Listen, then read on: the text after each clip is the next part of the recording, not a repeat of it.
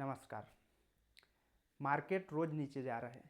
रोज़ ऐसा लगता है कि अचानक क्रैश ना हो जाए।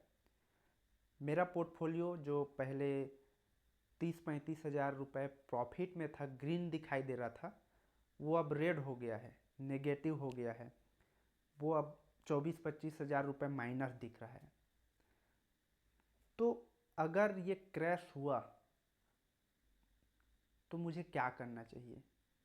इस वक्त मार्केट के इस कंडीशन में मुझे क्या करना चाहिए? मार्केट क्रैश कर जाएगा तो मैं क्या करूं? क्या मुझे पैसा निकाल लेना चाहिए या मुझे और पैसा डालना चाहिए? ज़्यादातर लोग मार्केट नीचे जाने पर क्या करते हैं? पैनिक करने लगते हैं, डरने लगते हैं, वो अपना पैसा निकालते हैं, प्रॉफिट बुक करने लगते हैं। लेकिन पैसा वो बनाते हैं जो भीड़ से अलग सोचते हैं। वॉरेन बफेट भी कहते हैं, कुछ अलग करो। Be greedy when others are fearful and be fearful when others are greedy. मतलब ये कि जब लोग डर रहे हों तो आप लालच करो, और जब लोग लालच कर रहे हों तो आप डरो। तो वॉरेन बफेट ऐसा इसलिए कहते हैं क्योंकि ज़्यादातर लोग बिना कुछ जांचे परखे, फंडामेंटल एनालिसिस किए इन्वेस्ट किए होते हैं, और ऐसे अचानक से जब उनका पोर्टफोलियो डाउन होने लगता है तो वो सेल कर देते हैं। जितना भी उनको मिल रहा होता है उतना लेकर भागने की कोशिश करते हैं। प्रॉफिट में होते हैं तो प्रॉफिट में निकल जाते हैं, लॉस हुआ होता है थोड़ा बहुत तो लॉस में निकल जाते हैं। लेकिन यहाँ पे सोचने वाली बात यह है कि क्या ये सही तरीका है? मार्केट क्रैश हुआ है, जब मार्केट नीचे जा रहा है, उसका रीज़न आपको नहीं जानना चाहिए। यहीं पे लॉजिक है। देखिए, अभी इंडिया का जो मार्केट है नीचे क्यों जा रहा है, इसके पीछे का कारण क्या आपने जानने की कोशिश करी? इसके पीछे क्या वजह है? क्या इंडिया का ग्रोथ कम हो गया है? क्या इंडिया में कंपनीज़ अच्छा नहीं है, अच्छी कंपनीज़ नहीं है? ऐसा नहीं है, कंपनीज़ भी अच्छे हैं। मार्केट में जो कंपनीज़ हैं उनका बिजनेसेस भी अच्छा है। बस थोड़ी सी दिक्कत ये है कि जो फॉरेन इन्वेस्टर हैं, फॉरेन इंस्टीट्यूशनल इन्वेस्टर, जो बड़े संस्थागत इन्वेस्टर हैं, वे इंडिया से पैसा निकाल रहे हैं और वे अपने देश, अगर यूएस की बात करें तो यूएस में शिफ्ट हो रहे हैं या चाइना में शिफ्ट हो रहे हैं। इस वजह से मार्केट नीचे जा रहा है। अभी फ़िलहाल जो डाटा अवेलेबल है 28 फरवरी तक, लगभग 1 लाख करोड़ से भी ज़्यादा पैसा जो एफआईआई है वो इंडिया से निकाल चुके हैं शेयर मार्केट से, और इसी वजह से मार्केट नीचे जा रहा है। तो यहाँ पे कुछ फैक्टर्स हैं जिसकी वजह से मार्केट नीचे जा रहा है कि एफआईआई पैसा निकाल रही हैं। इंडिया की जो कंपनीज़ है उनका वैल्यूएशन बहुत ज़्यादा था, तो इस वजह से फॉरेनर इन्वेस्टर्स को लगा कि अभी यहाँ पे पैसे लगाना सही नहीं है, इसके लिए भी निकाला जा रहा है। कुछ कंपनीज़, इंडियाज़ की बहुत सारी कंपनीज़ उनको महंगी लग रही है, उनका वैल्यूएशन ज़्यादा है लग रहा है, क्योंकि कंपनीज़ अभी अर्निंग नहीं कर रही हैं, तो इस वजह से पैसा निकाल के वे दूसरे जगह पे, दूसरे देशों के शेयर मार्केट में पैसा लगा रहे हैं। तो इस कारण से मार्केट अभी डाउन जा रहा है। तो अभी ऐसे मौके पे हमें एक रिटेल इन्वेस्टर को क्या करना चाहिए? क्या अभी पैसा डालने का और समय है या फिर निकालने का टाइम है? एफआईआई पैसा निकाल रही है तो क्या हमको भी पैसा निकाल लेना चाहिए? तो अगर आप लॉन्ग टर्म के लिए इन्वेस्ट करते हैं और ऐसे छोटे मोटे करेक्शन से, छोटे मोटे गिरावट से डरने लगेंगे तो लॉन्ग टर्म में वेल्थ क्रिएट नहीं कर पाएंगे। पैसा वो इन्वेस्टर बनाते हैं जो इस टाइम जो क्रैश छोटा सा हुआ है, छोटी सी करेक्शन हुई है, छोटी सी गिरावट हुई है, इस वक्त धीरे धीरे करके पैसा डालते हैं। तो वो जब मार्केट जब रिकवर करता है, मार्केट ऊपर आता है, तो उससे पैसा बनाते हैं। तो इस क्रैश में हमको क्या ध्यान में रखना है? अभी हमको क्या करना चाहिए? पैसा डालना चाहिए? तो चलिए जानते हैं। जो पैसा बनाते हैं वो इन्वेस्टर क्या करेंगे। तो वो इन्वेस्टर जो लॉन्ग टर्म में पैसा बनाते हैं मार्केट से, वो क्या करते हैं आइए जानते हैं।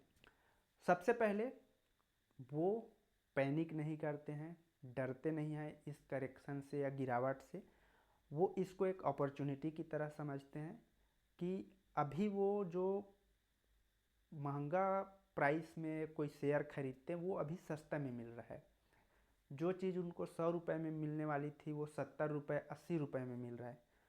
तो वो इस मौके को एक अपॉर्चुनिटी की तरह लेते हैं और अभी मार्केट जिस कंडीशन में है उस गिरावट का फ़ायदा उठाते हैं, क्योंकि उनको पता है मार्केट जब ऊपर आएगा, रिकवर होगा, तो उनको इससे बेनिफिट मिलने ही वाला है। फंडामेंटली कंपनीज में कोई प्रॉब्लम नहीं है, ग्लोबल रीजनों के कारण से मार्केट धीरे धीरे डाउन गया है, तो इस वक्त उसको वो अपॉर्चुनिटी की तरह देखते हैं। दूसरा, अगर उनके पास पैसे होते और हैं तो वो पैसा अभी इन्वेस्ट करते हैं।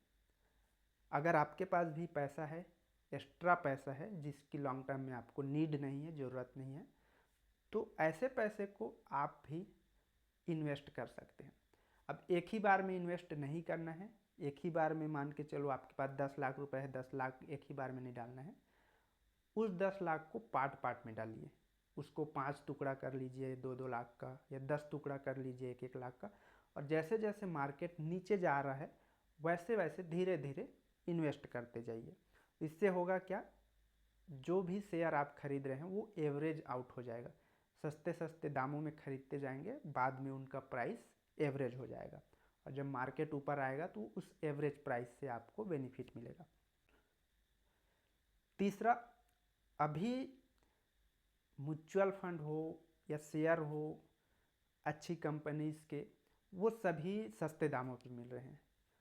उनके शेयर सस्ते में मिल रहे हैं, म्यूचुअल फंड का एनएवी सस्ते में मिल रहा है। तो सस्ता खरीदेंगे तो जब लॉन्ग टर्म में वो ऊपर आएगा तो महंगे बेचकर अच्छा प्रॉफिट करेंगे। कई लोग क्या करते हैं, इस मार्केट की गिरावट में अपना एसआईपी रोक देते हैं। तीसरा यही है, अगर आपका एसआईपी चल रहा है तो बिल्कुल ना रोकें। ऐसे कंडीशन में खासकर, और यही वो टाइम होता है जब आपको एसआईपी से ज़्यादा बेनिफिट मिलता है। क्यों? क्योंकि हर गिरावट में आपका पैसा नीचे नीचे लगते जाता है। एक महीने में, फिर दूसरे महीने में, फिर तीसरे महीने में, हर महीने आपका पैसा कम एनएवी के म्यूचुअल फंड यूनिट परचेस करता है, और ये फ़ायदा होता है एसआईपी का। मार्केट क्रैश के दौरान या मार्केट डाउन टर्न जब हो रहा है, डाउन जा रहा है, उस वक्त एसआईपी बेहतर काम करता है। तो एसआईपी को रोकना भी अभी सही नहीं है। बहुत सारे लोग ये गलती करते हैं, आप इस गलती को ना करें अगर लॉन्ग टर्म में पैसा बनाना है। चौथा चीज़, मार्केट ने क्रैश क्यों किया है, मार्केट नीचे क्यों जा रहा है, इसका भी एनालिसिस करना जरूरी है। हर गिरावट में, हर क्रैश में मार्केट क्यों क्रैश हुआ उसका रीज़न ढूंढने की कोशिश करें। ये नहीं है कि आप किसी के सुनकर कि मार्केट नीचे जा रहा है तो आपने भी बेच दिया और निकल गए। मार्केट क्यों नीचे जा रहा है, क्या ग्लोबल कारणों से जा रहा है, क्या इंटरेस्ट रेट महंगा हो गया, क्या यूएस फेडरल बैंक ने, सेंट्रल बैंक है यूएस का, वो अपना इंटरेस्ट रेट बढ़ाया घटाया, या फिर इंडिया की इन्फ्लेशन बढ़ गई है, क्या रीज़न था जिसकी वजह से मार्केट नीचे गया। इसको एनालिसिस करें, जो क्रैश हुआ है उससे सीखने की कोशिश करें, ताकि आगे जब कोई ऐसा कंडीशन आए तो उससे आप ना घबराएं, और आपको पता है कि पिछले क्रैश में क्या हुआ था, तो इस क्रैश में क्या हो सकता है, ताकि आप फ्यूचर में उस गिरावट का फ़ायदा उठा सकें। तो मार्केट भले ही नीचे जा रहा है और धीरे धीरे नीचे जा रहा है, आने वाले टाइम पे वो ऊपर आएगा, रिकवर होगा मार्केट, तो उससे बेनिफिट मिलेगा।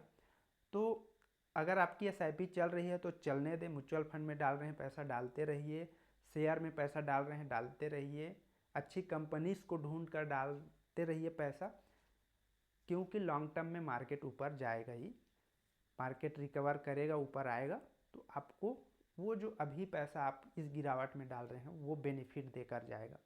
तो अभी इस गिरावट से डरने के बजाय आपको इस गिरावट को अपॉर्चुनिटी की तरह लेना है। छोटा छोटा पार्ट पार्ट में लमसम पैसा डालते रहिए और इस मौके का फ़ायदा उठाते रहिए।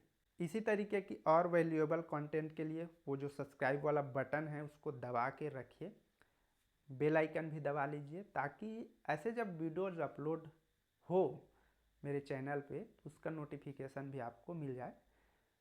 तो चलिए मिलते हैं फिर किसी एक और नए वीडियो पे। धन्यवाद।